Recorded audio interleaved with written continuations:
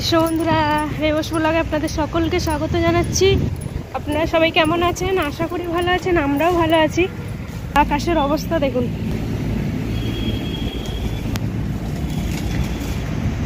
সোনার বাবা সোনাকে নিয়ে এগিয়ে গেছে একটু।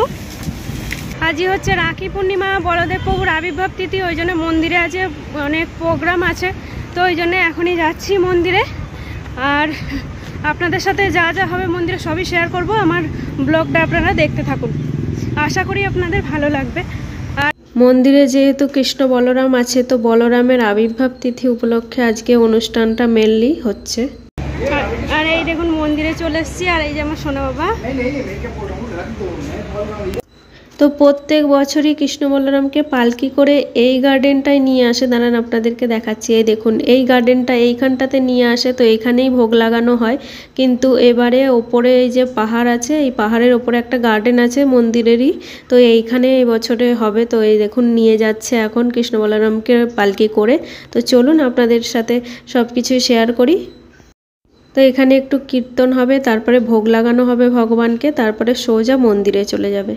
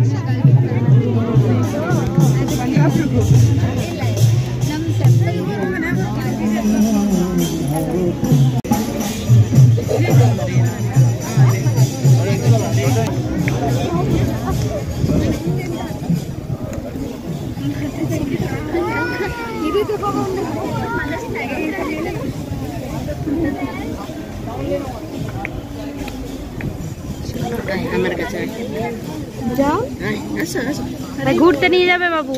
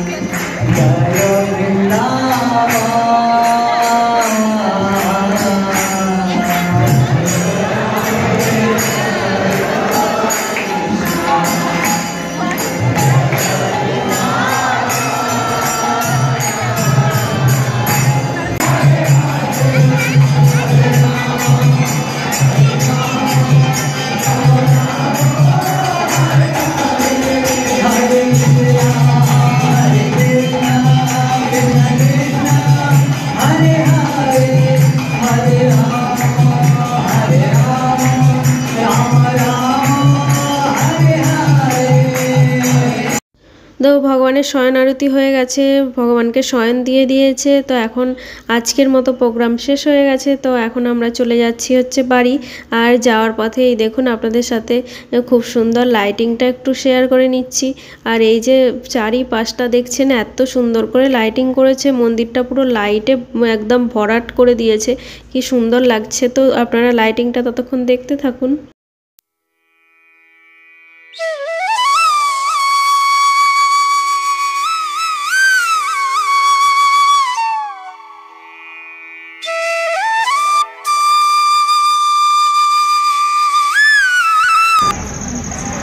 তো আমরা এখন বাড়ি চলে যাচ্ছি, প্রোগ্রাম শেষ হয়ে গেছে মন্দিরে।